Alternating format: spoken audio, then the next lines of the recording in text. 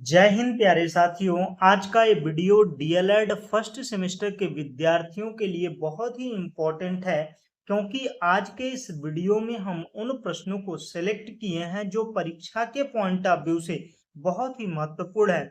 हर एक प्रश्न बहुत महत्वपूर्ण है जो परीक्षा में आपके लगातार पूछा गया है। तो चलिए बारी बारी से प्रत्येक प्रश्न को करते हैं। तो सबसे पहला जो प्रश्न है, समीकरण 3x-5 बराबर x+3 को हल कीजिए। तो ये जो प्रश्न है इसको आइए हल करते हैं। और हर एक प्रश्न आपके लिए वेरी वेरी इंपॉर्टेंट है। क्यों इंपॉर्टेंट है? क्योंकि ये जो मैं प्रीवियस ईयर करा रहा हूँ, ये जो मैं कंटेंट दे रहा हूँ, ये लगभग 10 सालों का निचोड़ है। 10 सालों में इस तरीके के सवाल लगातार पूछे गए हैं, केवल अंक बदला है।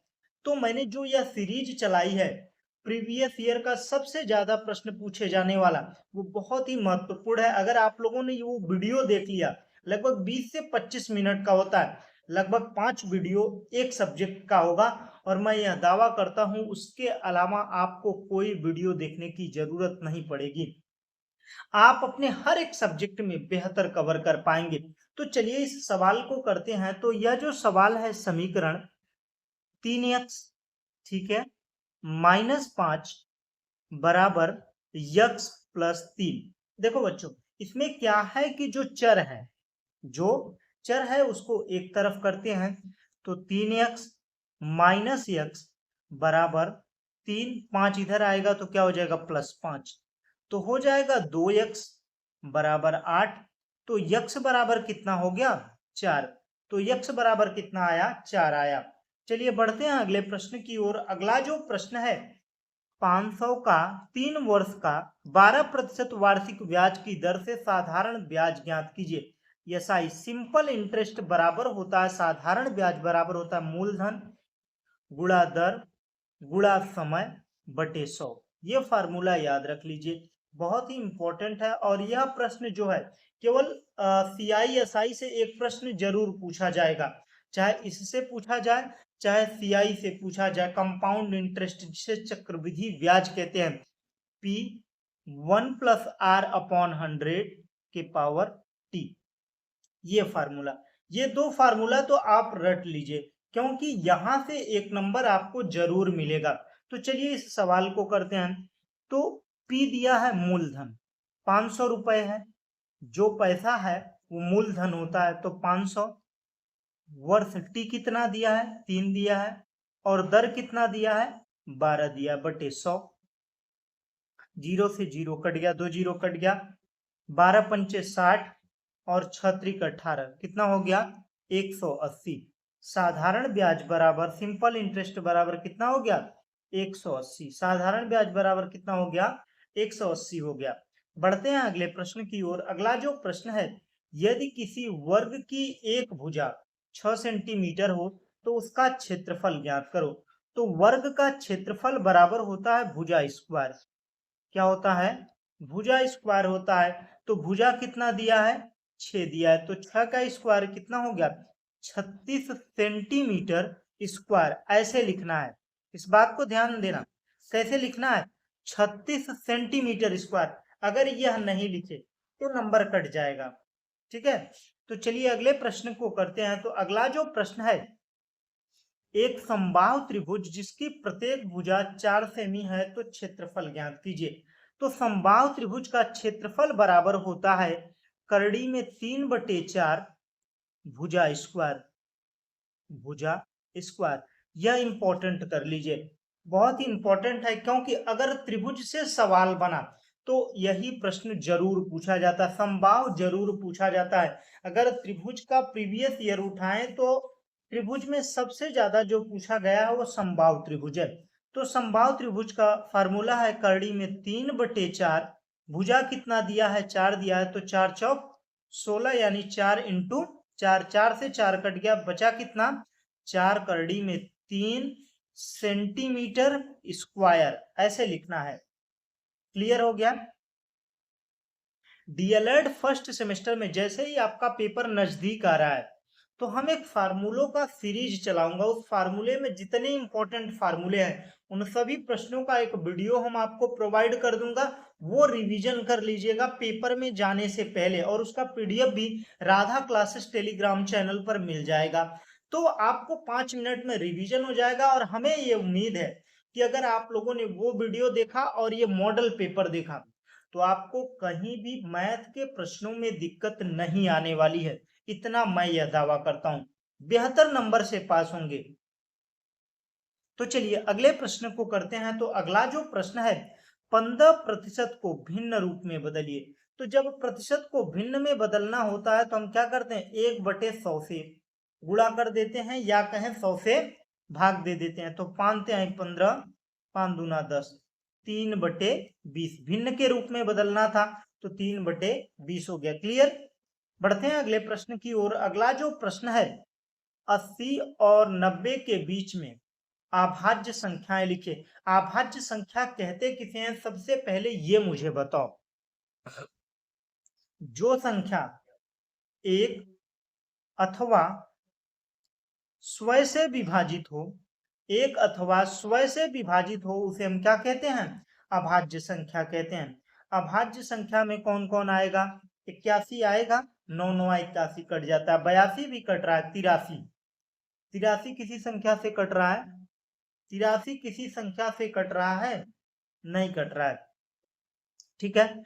उसके बाद में आता है 84 कटेगा, 85 भी कटेगा, 86 भी कटेगा, 87, उसके बाद में 89। बस यही 3 अभाज्य संख्याएं हैं। कितनी अभाज्य संख्याएं हैं, यही 3, 83, 87, 89। ठीक है। ये 3 से कटेगा क्या, सॉरी, 3 दूना 6, 3 9 27, ये नहीं होगा, केवल हो गया 83 और 89। कितनी अभाज्य संख्याएं हैं, 83 और 89 है। ठीक है, क्लियर हो गया।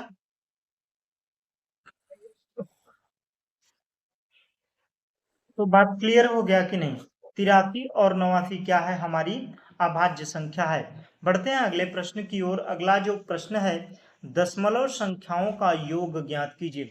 तो दशमलव संख्याओं का योग ज्ञात करना है तो ये दशमलव की संख्याएं हैं, तो जोड़ना कैसे है, सबसे पहले यह पता होना चाहिए। तो 6 लगाइए, 6 के बाद में सबसे ज्यादा, दशमलव के बाद में जिसकी सबसे ज्यादा संख्याएं हैं उसको लिखिए। देखिए 6 हो गया। उसके बाद में 6.660, 6.600, उसके बाद में 6.000। अब इसको ऐड करना है तो 6 हो गया, 6 दूना 12, 6 त्रिक 18, 1 19, उसके बाद में 6 चौक 24, 24 एक 25, 25.926 यह आएगा योग। इन संख्याओं का योग कितना होगा, 25.926 होगा। क्लियर हो गया। बढ़ते हैं अगले प्रश्न की ओर। अगला जो प्रश्न है, 3/2 का गुणात्मक प्रतिलोम लिखिए। यहाँ पर केवल 2 प्रश्न पूछे जाते हैं, एक है गुणात्मक प्रतिलोम, दूसरा है योगात्मक प्रतिलोम। तो योगात्मक प्रतिलोम में जैसे दिया है -3/2, तो इसका योगात्मक प्रतिलोम क्या होगा, 3/2 होगा। क्या होगा, 3/2 होगा। ये क्या है, योगात्मक प्रतिलोम। ठीक है, योगात्मक प्रतिलोम है। अगर यहीं पर पूछा क्या है, इसमें गुणात्मक प्रतिलोम पूछा है, तो गुणात्मक प्रतिलोम में क्या होता है, 3/2 है तो इसका हो जाएगा 2/3। ये हो गया गुणात्मक प्रतिलोम।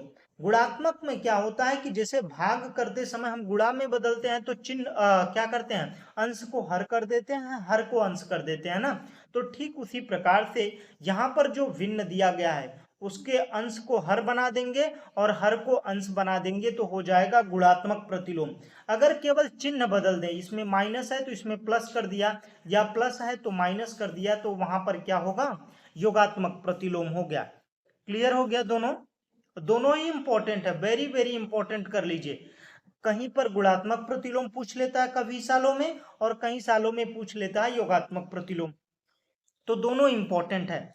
अगला जो प्रश्न है, कौन सा अनुपात बड़ा है, 2/3 और 5/8। ठीक है, या इसका एलसीएम ले लो, 24 होगा, ठीक है। उसके बाद में 3 8 24, 8 हो गया। उसके बाद में 8 3 24, 5 तिहाई 15, 8 दूना 16 हो गया ना। 3 8 24, 8 दूना 16, 8 3 24, 5 तिहाई 15/24। तो यहाँ पर बड़ा कौन सी संख्या है? बड़ी है 16/24। तो यानी 2/3 बड़ा है 5/8 से। ये तो हो गया एलसीएम वाला तरीका। अब डायरेक्ट तरीके की बात करते हैं तो 2/3 इंटू 5/8, ऐसे तिरछा तिरछा गुणा करो। 8 दूना 16, 5 तिहाई 15, 8 त्रिक 24, 8 त्रिक 24, वही सेम स्थिति। तो वही चीजें बन रही जो यहाँ पर हमने तिरछा गुणा करके किया, वही चीजें यहाँ पर हमने एलसीएम लेकर किया। तो तिरछा गुणा कर लीजिए और जो बड़ा होगा वो बड़ा होगी संख्या, जो छोटा होगा वो छोटी होगी संख्या। क्लियर हो गया। अगला जो प्रश्न है, संख्या 22 का रोमन अंक लिखिए। रोमन अंक लिखना है, जैसे गणित में आप प्रश्नों को लिखते हैं 22 कैसे लिखते हैं? 20 + 2 हो गया 22। और इसी प्रकार से 20 को रोमन में क्या लिखते हैं? X x. और 10 को क्या लिखते हैं? यक्स लिखते हैं। और यक्स यक्स का मतलब क्या है? 20 हो गया और 20 में हमने 2 जोड़ दिया, हो गया यक्स यक्स 2। ये क्या हो गया? 22 का। ये सिंबल किसका है? रोमन अंक में 22 का है। तो 25 का क्या होगा? कमेंट में बताओ तो आप लोग। मोहन एक माला बनाने में 1/3 मिनट का समय लेता है। तो लगातार 1 घंटे में वह कितनी मालाएं बनाएगा? तो 1 घंटे में कितना मिनट होता है? 1 घंटे में 60 मिनट होता है। 1 घंटे में पूछा है ना, तो इतने मिनट में केवल 1 माला बनाता है। 1 मिनट बराबर, 1 माला बराबर 1/3 मिनट, ठीक है। 1/3 मिनट में 1 माला बन रही है। 1/3 मिनट में 1 माला बन रही है। ये तो आपको समझ में आ रहा है ना। मोहन 1 माला बनाने में 1/3 मिनट ले रहा है। तो 1 घंटे में कितना होता है? 60 मिनट होता है। तो 1 मिनट में कितनी माला बनेगी? 1 मिनट बराबर हो जाएगा, 1 मिनट बराबर होगा 1/1/3 हो जाएगा। क्योंकि अगर मिनट से भाग दे देंगे तो यहाँ पर हमें 1 मिनट में कितनी मालाएं बन रही हैं वो समझ में आ जाएगा। तो 1 मिनट में ये 3 ऊपर चला जाएगा, 1/3 है तो 1/1 भागे 1/3, यही तो दिया है। अब इसको पलट देंगे तो 1/1 इंटू 3/1, तो मतलब 3 ऊपर चला जाएगा। तो 1 मिनट में 3 माला। 1 मिनट में कितनी माला? 3 माला बन रही है। तो 60 मिनट में कितनी माला बनेगी? तो 6 × 18 यानी 180 माला बनेगी। 1 घंटा में कितनी माला बनेगी? 180 माला बनेगी, यही समझाना था। क्लियर हुआ? पहले आप रिलेशन समझो। 1 मिनट में, सॉरी, 1 माला बनाने में 1/3 मिनट लग रहा है। तो 1 मिनट में कितनी माला बनेगी? 1/1/3, यानी इसको जब हम सॉल्व करेंगे तो 3 आएगा, यानी 1 मिनट में 3 माला, तो 60 मिनट में 180 माला बनेगा। क्लियर हो गया? बढ़ते हैं अगले प्रश्न की ओर। अगला जो प्रश्न है वेरी वेरी इंपॉर्टेंट कर लीजिए, और यह प्रश्न आपकी परीक्षाओं में पूछा ही जाता है। कोटि पूरक, जिन दो कोणों का, जब दो कोणों का योग 90 डिग्री हो, x + y, दो कोण हो और उनका योग कितना हो? 90 डिग्री के बराबर हो, तो वहां पर क्या होता है? कोटि पूरक होता है। और समपूरक में दो कोणों का मान कितना हो? 180 के बराबर होता है, तो वहां पर क्या होता है? समपूरक कोण बनता है। क्लियर हो गया? कोटि पूरक में 90 डिग्री का, समपूरक में 180 डिग्री का कोण बनता है। दो कोणों को योग से बनता है, ये बात ध्यान रखना। अगला जो प्रश्न है, 0.085 को प्रतिशत में बदलना है। तो प्रतिशत में बदलना है, तो अगर संख्या दी गई है तो उसको भिन्न में बदलना, प्रतिशत में दिया गया है, भिन्न में बदलना होता है तो 100 से भाग देते हैं। और भिन्न में दिया है या दशमलव में दिया है तो हम क्या करते हैं? गुणा करते हैं। क्या करते हैं? गुणा करते हैं। तो 100 से गुणा करेंगे तो कितना हो जाएगा? 8.5%। 8.5%। अगर इसी संख्या को अगर इसी संख्या को कह दें 8.5 को भिन्न में बदलो, भिन्न में बदलने के लिए हमने बताया था ना 8.5 बटे 100 से भाग दे देंगे तो 2 अंक पर और दशमलव लग जाएगा, तो 0.085 यही तो संख्या दी गई है। इसको दशमलव में हमने बदल दिया और यह प्रतिशत में है, और यह भिन्न में दशमलव में था तो हमने प्रतिशत में बदल दिया। क्लियर हो गया। बढ़ते हैं अगले प्रश्न की ओर। अगला जो प्रश्न है, विजातीय व्यंजक किसे कहते हैं? विजातीय व्यंजक, जिस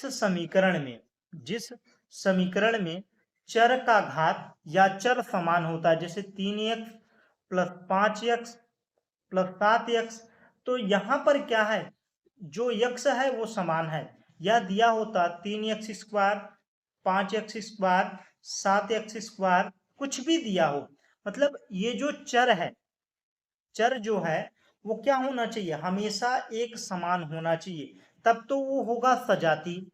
क्या होगा? सजाती होगा। लेकिन यहीं पर दिया रहे चर का मान अलग अलग हो, चर अलग अलग हो और चर का मान भी अलग अलग हो, जैसे 3x square plus 4y square, तो यहाँ पर क्या विजातीय व्यंजक होगा, विजातीय व्यंजक होगा। तो यहाँ पर विजातीय व्यंजक की परिभाषा लिखेंगे कि जिस